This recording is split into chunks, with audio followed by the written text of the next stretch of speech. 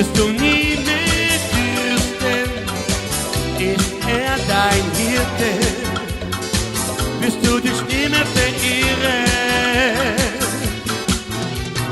Du bereitest vor mir einen Tisch im Angesicht meiner Feinde. Du salbest mein Haupt mit Öl und schenkst mir voll ein. Gutes und Barmherzigkeit werden mir folgen, mein Leben lang. Und ich werde bleiben im Hause des Herrn.